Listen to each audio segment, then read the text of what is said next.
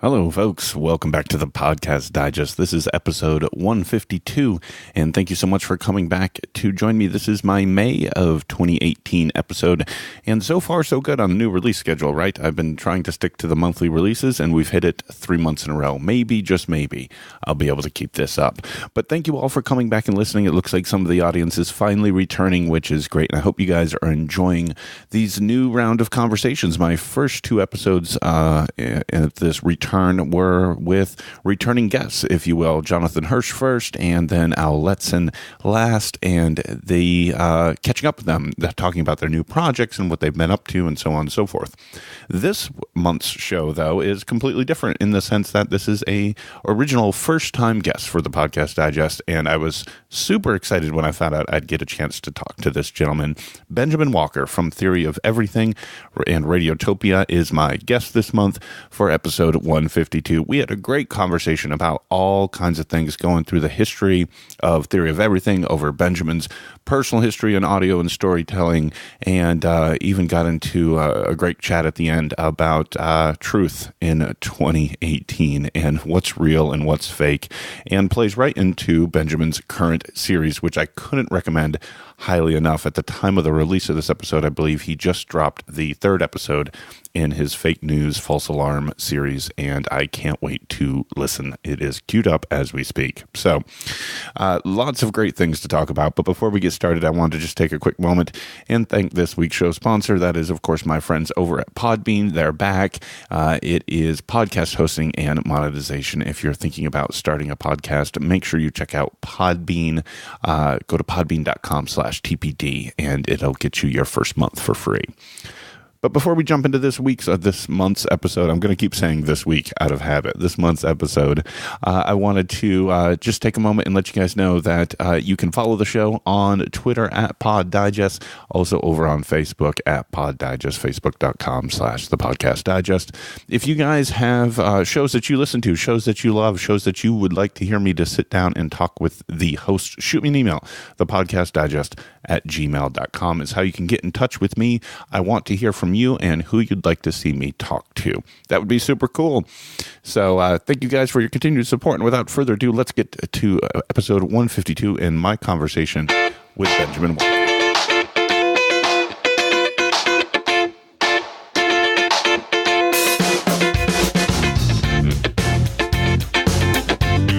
Folks, and as I mentioned up front, my guest this week for episode 152 of the Podcast Digest is Benjamen Walker of Theory of Everything. Benjamen, welcome for the first time to the Podcast Digest. Thanks for having me.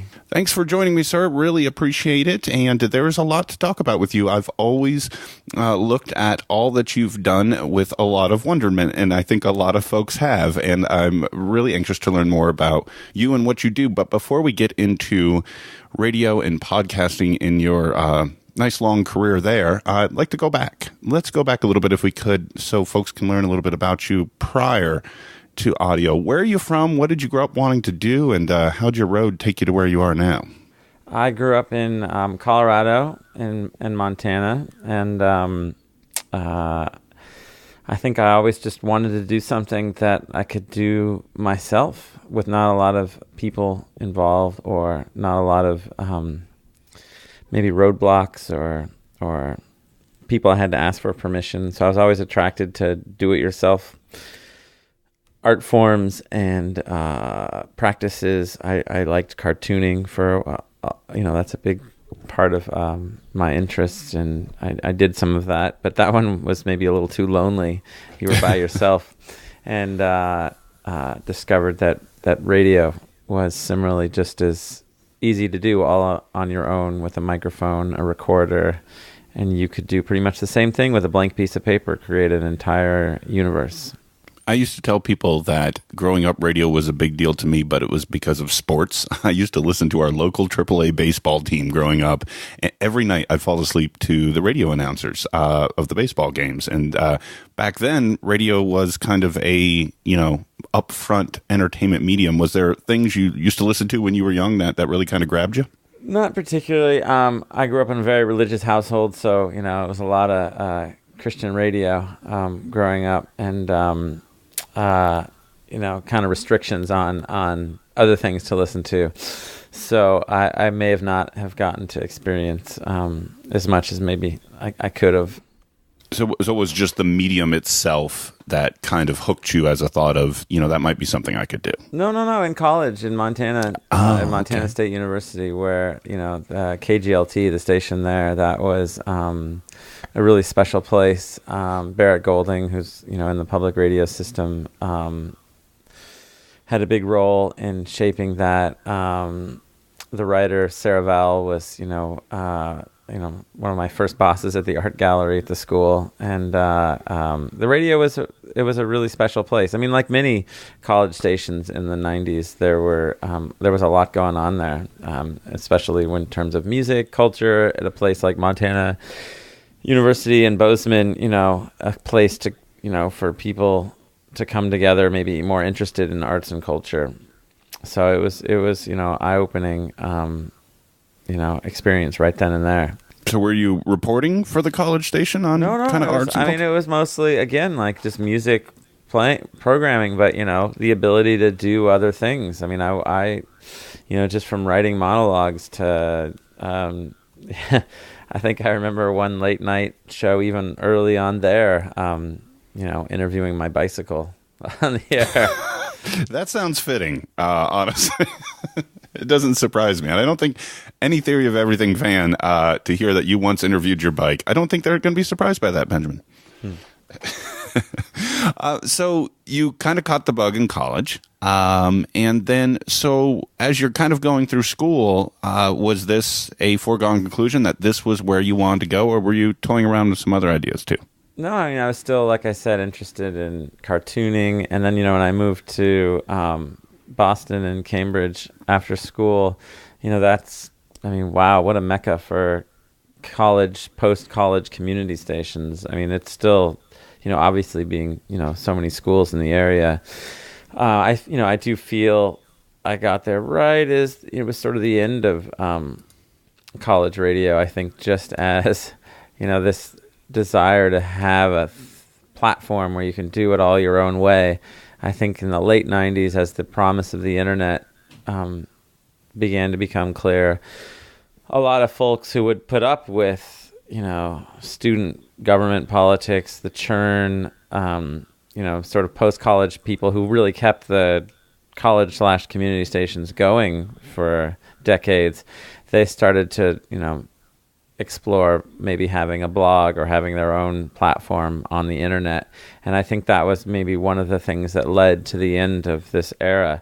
But at that moment, right, when I got to Boston, late 90s, early 2000s, wow, so fun. So, I had a day job working at the NPR station, WBUR, but then I got involved with WZBC, the Boston College station, and there I was just doing, beginning to do this, where I was just not doing music programming. I did do music shows, but just getting a late night slot and just using it as a canvas to just try out new things. And they pretty much gave you that canvas that they didn't really place too many restrictions on you. Yeah, I mean, I think that, if you look at traditionally the college stations, they're not, especially in a place maybe like Boston. I mean, they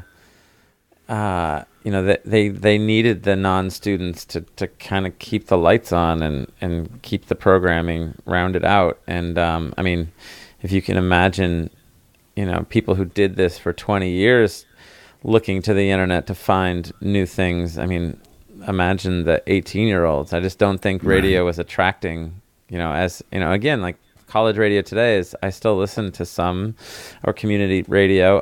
The Boston stations are still great, but there's definitely a line separating what it used to be from what it is today, for sure. And that happened around that time.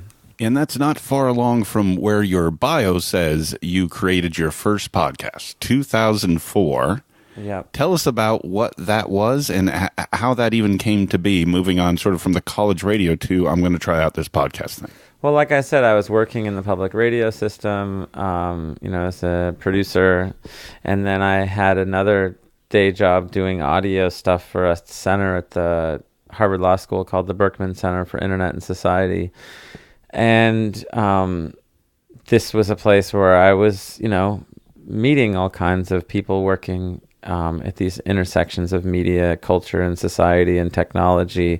And I had the ridiculous gig of getting to just travel to a lot of interesting places all over the world and conferences and meeting, really amazing people. And my old boss at the NPR station, Christopher Lydon, was also there, and that's where he and Dave Weiner kind of invented this whole podcasting thing. So I was like right there watching that and thinking like, oh yeah, I guess I should turn my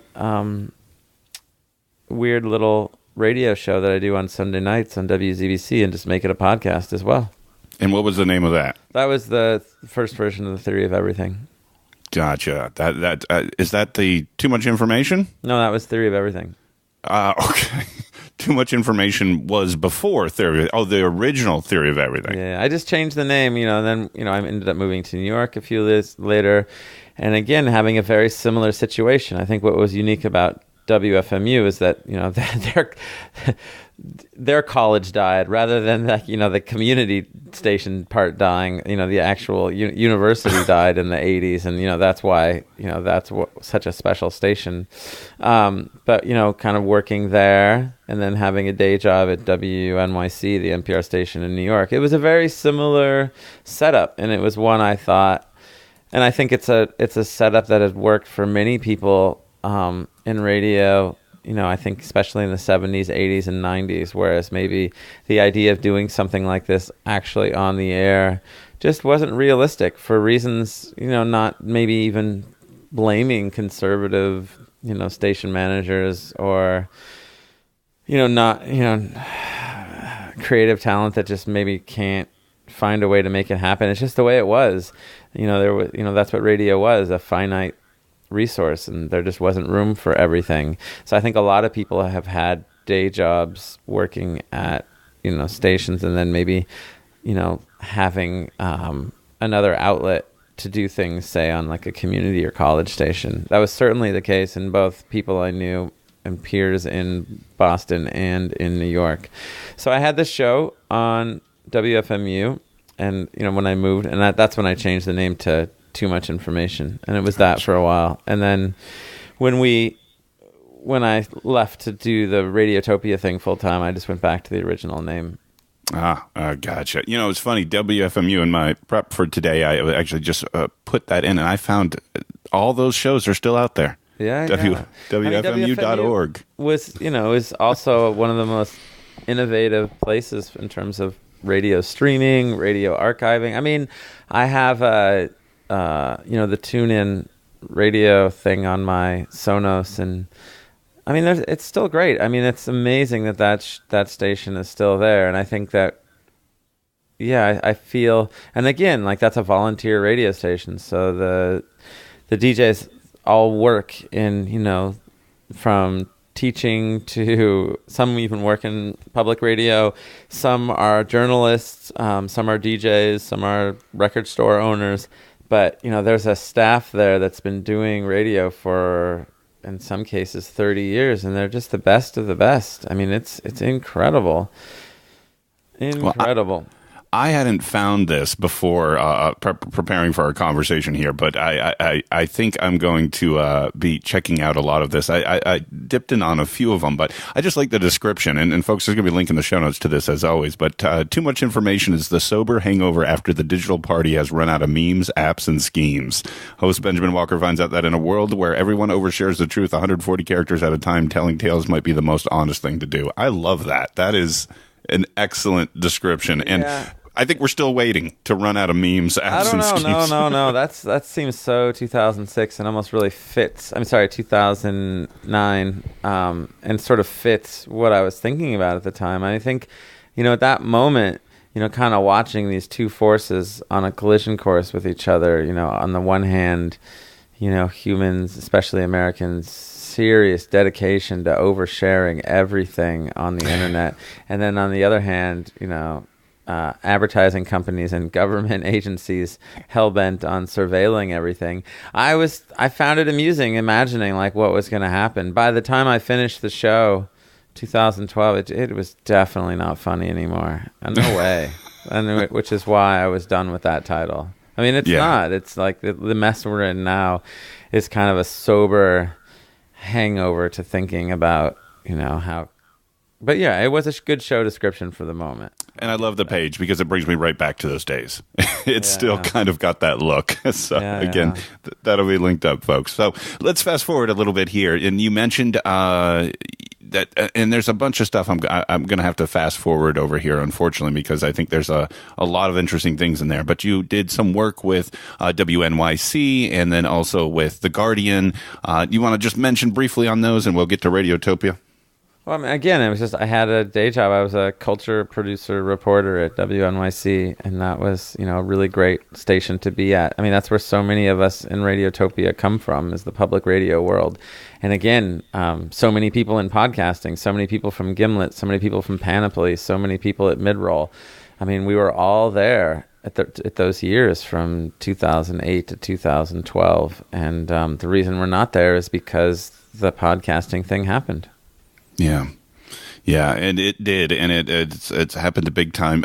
I know you were there, and I also know a long time ago now, I'd have to go back and look. I talked with Roman. Roman was a guest on this show a couple years ago, and I know Roman mentioned to me, I think during that conversation, and he's mentioned it on several other interviews I've heard with him, that you guys are good friends. You guys go way back, and I know that you were there kind of in those early days discussions about Radiotopia. So what were those early days like for you?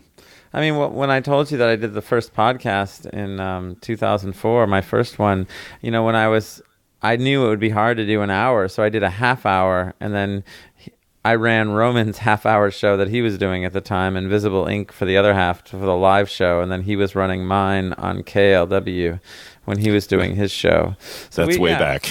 Yeah, but I mean, again, like I said, we all kind of come from this world where it's a generation of producers and reporters and storytellers that, we didn't abandon ship. It's just that we found a ship that had more room to do the kind of things we wanted to do. But yeah, I'm one of the founding producers of Radiotopia. I mean, for, there's, some have left, and we've added new ones, but, the beginning days, I mean, this is what we wanted to do from as far back as 2004. It's just that thanks to Roman and, his vision and dedication to kind of showing that this was doable, we were able to pull this off. Yeah, and he did a lot of good hiring, too. There are so many great people there I've met either through the show or at conferences, and just a lot of talent. Julie Shapiro was a guest on my show once, and she must be amazing to work with as well. Of course. I mean, but I again, it makes me think of an afternoon in 2005 when Roman, Julie, and I were sitting in the park outside our house in Chicago, kind of imagining, what this might be like in the future, like exactly this. Wow. And that's a commitment to a long range plan. That's awesome. Well, it was not so much a long term plan, but more. I mean, I would give Roman more credit to actually seeing a plan. I think I just saw it coming. I didn't have a plan how to seize the opportunity. I just knew that because of maybe the background I had, working at the Berkman Center for Internet and Society, that I knew that the phone was going to make the phone the radio dial. I knew that. And I knew that, one of the, working at a station like WNYC or WBUR, what radio had to its credit was exclusivity. I mean, once that was gone, all bets were off. And I mean, that's exactly what we're seeing now. When you lose that exclusivity, when you lose the ability to be the only game in town, you kind of lose it all. Yeah. It's definitely a different age now. And it's one that sounds like you guys more or less foresaw. Yeah, I think so. I remember getting in an argument with one of my bosses at WNYC, and he told me, and this was as late as 2010, that the podcast thing was still a flash in the pan because it could never do what radio does, which is live. And I remember trying to articulate, live enough will be happen. And I feel we're seeing that now with podcasts like my former fellow employee Jody Avirgan does at 538, and I feel the Pod Save America shows. I mean, they're live enough. I mean, for all intents and purposes, we're seeing the birth of live-ish radio, and it's really exciting. I mean, it's like, I feel as a radio lover, man, we're still at the beginning of something really cool. And now it's starting to go the other way, right? New York Times, The Daily, is now moving over to radio, and you've got plenty of these daily political news type shows, and more you hear about them moving to radio. Well, I wouldn't say the radio thing is more, that's less interesting and less important, is maybe more that, a daily show is kind of getting closer to the idea of live. I mean, not everybody is listening to the Daily at the same time, but that doesn't matter. They're still listening to it within a short period of time and talking about it to each other through in person or on the internet. That, to sort of say like, okay, the live show from 10 a.m. to noon has it better, and to be fair, that's still true. I mean, one of the wonderful things about live radio is definitely the callers, for sure. And podcasting hasn't figured that part out yet. But, I'm sure, we're definitely moving in pretty great directions. All right, let me just jump in here real quick and interrupt for just a minute to tell you about this week's show sponsor, this month's show sponsor, episode 152 show sponsor. It's my friends over at Podbean. I've been telling you about them for a while, folks, but if you're just now dropping in and listening to my conversation with Benjamin and you've never heard of Podbean, perk the ears up right now. If you want to get into podcasting, and so many people have been doing it lately, it is a completely awesome thing to spend some time with, to get together with friends or get to talk to awesome people like Benjamen Walker. You need to know about Podbean. It is podcast hosting and monetization. It's the easiest way to start podcasting, folks. They're going to set you up with a website. Looks just like a blog with customizable themes and colors. If you already got a website, that's fine. They can integrate their services into your own website with embeddable players. They'll link you up to all the iTunes. They've got apps for both Android and RSS. It is just the easiest way to get things going, and it's got the ability to share to all the social channels. Over to YouTube, over to Facebook, Twitter, Tumblr, WordPress even, and you're going to get all your statistics from all those sources right there in the Podbean dashboard. So you need to make sure that Podbean is the first place you go to start to learn how to set up a website. In fact, if you go to podbean.com/TPD, that for the Podcast Digest, TPD, you'll let them know that you heard about them here on the Podcast Digest, and they're going to give you your first month for free. So go ahead and check them out. Everybody should have a podcast. This is 2018 now, folks. Everybody has a podcast. I want you to have a podcast. So does Podbean, and Podbean can help you do it. Super easy. And there's so many different reasons to do it, including easy path to monetization right there. You can even set up a subscription service, have patrons support you directly right inside of Podbean, and even get on board their advertising platform. So make sure you check out Podbean. It is how to start the podcast. Podbean.com/TPD. And my thanks to them once again for supporting the Podcast Digest. Now, back to my conversation with Benjamen Walker. All right, so let's talk about Theory of Everything. So the original Radiotopia show, and Roman mentions a lot that he says this expression, and I'm not sure. I wanted to run it past you to see what you think about it. He says things like, I'm so happy I was able to give this show a home, in the sense that he wondered that it may not be able to work in regular radio, type situation. What are your thoughts on that? Do you feel that's an apt description for what you're doing with Theory of Everything, or do you have a different take? Yeah, I think that he's being polite and generous, and that I'm just such a curmudgeon and drive so many people crazy that he's like, as long as he doesn't have to deal with me too much, he's happy to have me around. But I also think that just of this era, a show that's harder to explain what it is or know exactly where I want to go. It's hard. I always felt like I never really was bitter about being told no, that I couldn't, maybe be on the radio dial, just because I knew that, again, in an era when you have finite resources, having a strange show like mine might not exactly work. But, Yeah, I definitely feel that the kind of thing I want to do would be harder to sell in the era of, that I came from, of the radio dial, for sure.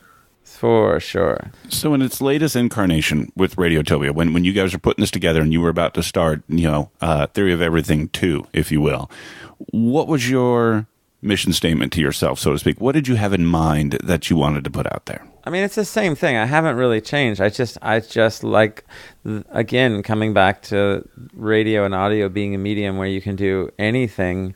I wanted to do everything. I mean, I like doing fictional stories. I like doing non-fictional stories. Occasionally, I'll even do something that might even look like journalism, but I'm definitely not a journalist. I like doing essays. I like just talking with my friends. And I've always, I think the struggle is just trying to make it maybe, in a more presentable, coherent something. And I feel like when I have an overarching series, I'm better at that. But it's, what I've been doing is the same, since 2000. I never really switched format. It's just been sort of trying to do everything at once. Is there and I don't know that there is, so I kind of asked the question maybe knowing the answer already, but is there a through line, generally speaking, on most of the episodes and or series? Is it about cultural commentaries, about technology? Is it about sort of the evolution of all of it? Or are these sort of more standalone, outside the series, of course, ideas that you've explored? I mean, I think that, some of the main themes that I'm interested in have been consistent. I definitely think, being an artist is a huge theme. What does it mean to be an artist? I feature so many artists on the show, and I love hearing stories, first-person accounts especially. Not so much of what an artist does, but how an artist, makes art in today's world. Also, I feel the idea of work. We live in a moment where just the idea of what it means to work, what kind of work we do, has also changed so much. And I feel, those are probably more, and also cities. I think that cities being like where we come together as human beings and communities. So I think of maybe technology is sort of lesser than those three. That's just almost like technology is only a theme in that it addresses those, bigger ones. But yeah, I would say those are, almost like big philosophical questions, and using my own experience as a human being alive at this moment, watching all of this happen, as sort of the main lens to explore these stories. I mean, I think of the New York After Rent series I did. That was very much about how Airbnb technology has changed a city like New York in the post-Bloomberg era. But then also something like InstaSurfs, which is a series I did on the gig economy and the sharing economy. And then the one that I'm doing now on the real and the fake, the false alarm series. They're really all of these other themes are part of it. So it's a difficult one. How do you say you have a show about work, art, and life in cities? Well, one thing working for you is you do have the everything in the title, so you get kind of and you did it before Al Letson, so No, but it's terrible because one of the beauties about podcasting has been the ability to kind of stay focused. What's great about Roman shows, you can say it's a show about design, but it's also a show about work, art, life, or you could say a show like Reply All. There's a show that's supposedly a show about internet, but it's also really a show about everything. And I think that had I do it again, I never advise people to go this route. I think that just lying and faking that you have a show about a specific thing, it's just easier to communicate. And I feel like maybe that's just one of my weaknesses, is I've never cared about trying to communicate what I do. I just do it. You mentioned, Benjamin, that you were talking with friends, and I wanted to ask you about Andrew. Calloway, and he regularly appears. And I don't know how to categorize this. He's like half friend, half reporter, half character. If you can have three halves in something. Well, no. He started off as the intern. I mean, I feel that when I did InstaSurfs, there was, and again, it was just a little too early. That was 3 years ago in 2015, where you had a lot of journalists, kind of going undercover into the sharing economy to sort of report firsthand what it's like to have to work, delivering burritos or driving Ubers. And I realized, of course, the real articulation of this would be hiring someone to do it for you. And that's how I found Andrew, and we collaborated on that. But then he was living in San Francisco. He moved here, and he's just a part-time producer, but he's really, more, a voice, a part of the show now, more than a friend. Also a friend, but he's part of the show. Well, I love the back and forth you guys have, and I think on the Utopia series was one of my favorite ones where you pretty much chomped his head off about him going out to find one, and it didn't even have a name. And yeah, well, I mean, that was another kind of update of InstaSurfs, whereas he drove around the country and visited a lot of these communities, and it's great. No, it's really, I feel that for myself, this just might be where I'm at right now personally in life, but I'm really interested more in writing and figuring out some stuff internally. And of course, I still want to stay engaged in the world, and having Andrew, who's ready to go drive out to the pagan community, it's great. You get to go to the woods next week, Andrew. Yeah. collect the tape. Tell me a little bit about, I do want to touch on sort of the production process and the technical side of things. And I imagine this varies greatly based on the type of episode you're doing. And then I want to talk about the most recent series. But you mentioned writing. There's obviously a lot of writing going into it. You do have some fictional elements. Again, we'll touch on that in just a bit. But you also got a lot of interviews. Andrew's doing a lot of that, a lot of on-site stuff. You guys go to strip clubs, all kinds of different on-site recordings. And how does this all come together? Yeah, I mean, it's very much a writing process. I feel that, the tradition I come from is taking all of this stuff and then chopping it up in many different ways. Before talking with you today, I'm working on the next episode. There's like 8 segments. And yeah, it's very labor intensive. I'll talk to someone for an hour and a half, and I'm using like 7 minutes of it, and it's very, very labor intensive. I feel that, and I see that more as a writing process. It's not that I don't enjoy just talking with people, and I feel that that's one of the things that maybe podcasting has brought to me the most, is that I'm becoming more and more satisfied with including, non edited down conversations. Of course, it's usually just an excerpt of something that was long, but I feel that my process is much more about taking the tape, editing it, writing, editing.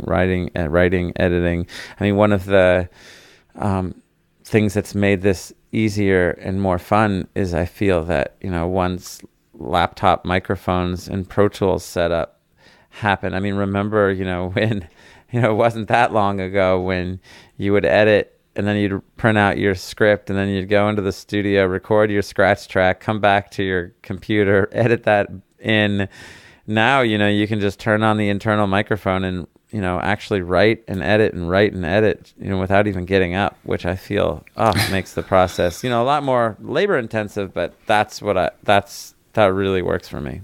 So that's one of the best things about how podcasting has evolved over time. You have to get up less, right? Well, it's not so much that you have to get up. That's nothing to do with podcasting. That just has to do that, the technology we use. I mean, the computer was still part of the studio until, the portable studio came about. I mean, we all had Pro Tools and DAWs, digital audio workstations, but we were still, you had to go into the studio, set up the microphone. It wasn't that you could actually just record a scratch track to sort of for the writing process on your computer. You would always just do that last. You would, why record yourself in the studio over and over again just for a scratch track? I mean, that's a lot of labor.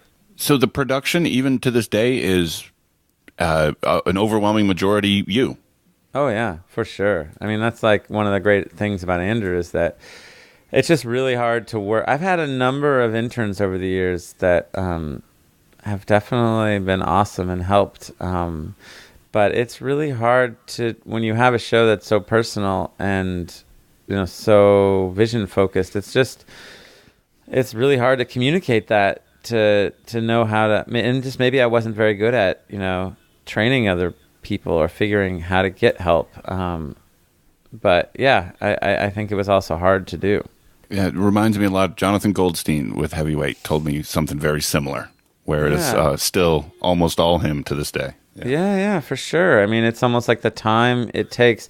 I mean, that's why I feel like I'm really excited about Andrew, is that I've got someone who can do maybe some field pieces, that I can actually, which is a great, also makes it more fun to be around a show like that. It's definitely my show, but working on someone else's show and having a space where you can do something that's also your own. I mean, that I think is a lot more satisfying than just editing me for weeks. You get to hear somebody else's voice. Yeah. So let's talk about the current series, because this is I love this one. This is breaking the fourth wall in a lot of ways and looking at the world today as well as Theory of Everything. It's all about false alarm, fake news, mixing of the truth and this, that, and the other. I think it's clear where this idea came from. We are living in a post-November 2016 world, sadly, that we are. But tell me about how you decided to go after this and why you thought this was important. I mean, I sadly, it's a little earlier than that. But yeah, we live in a world where alternative facts and real fakes have become. It's really upended how we think the world works and how we want the world to work. And for me, having the traditional radio format where I would kind of use fact and fiction, not so much to trick people, but to just suspend belief. Man, there's this it's just kind of a moment where it's not really what people are looking for. I almost feel challenged because here I am maybe, mixing fact and fiction and that pales with the reality outside of the podcast where it's just happening 24/7. It's relentless. So I kind of felt like it was a fun way in. That's one of the hooks to the series where I'm trying to figure out what I'm supposed to do when no one kind of wants this at this moment in time. The last thing they want is more being confused over what's real and what's not. And that's so I'm talking with a lot of my fellow podcasters about this, one in each episode. Yeah, and you talked about it on a recent episode where you've heard from listeners of their confusion, maybe, or their unacceptance of this in their lives. What do you think when you hear this stuff? I mean, I think I understand why. Again, I feel that it's not like they have to like what I'm doing, but I definitely feel that it's a sign to me that what I'm doing is extra hard right now because of the world, the moment that we're in. In other words, being someone who wants to do both fact and fiction, it's not exactly what people are really most excited to say. Oh, I think I want a podcast where I'll be confused over what's real and what's not. I mean, come on, who the hell wants that right now? So it's kind of putting me at risk. I have to figure out how to address this. And so I've decided to, take that on, as part of the series. And I got to say, I was one of them right after the election, not long. Any regular listener of Theory will know that you, and the name's going to escape me, but you've got the gentleman reporting from the bar and the conversations, those type of things. Yeah. I think the first time that happened, I was buying it, Benjamin. I was Googling. I was like, oh my God, this is the only place I've ever heard this story. I'm trying to find, somebody else reporting on it. That's my correspondent, Chris. I know. And it's sad because pretty much everything he tells us is kind of all just very 1 degree, away from truth. And, I mean, the funny backstory, he actually works in national security. He's like one of my oldest friends. And, I don't even know sometimes if what he's telling me isn't true. Well, that's because it's so close to what it's viable, right? Yeah, you hear it and you're like, this plausible. could very likely be the case. Oh, yeah. Oh, absolutely. Absolutely. Yeah, so I can understand why some of the listeners might be freaking out a little bit. And then I think I first heard it, I think I jumped onto you after talking to Roman, and then I started listening for X amount of months or whatever. Then that came up, and then I was, I don't know if I wanted to believe it, or I think I thought that I wanted you to have the scoop. You know what I mean? Like you had an in or but something. I do. That's the thing that you haven't figured out yet. I do. So, last question for you on the current topic. I just got to know, okay, and maybe you can give me a little scoop here for, my fraction of listeners that you have compared to your show, but is this AI plant for real? I got to know. Is that a real thing? It is. I'm taking it on tour. Is it? That is so cool. I see. Again, now I wasn't sure if you were just adding that to the story.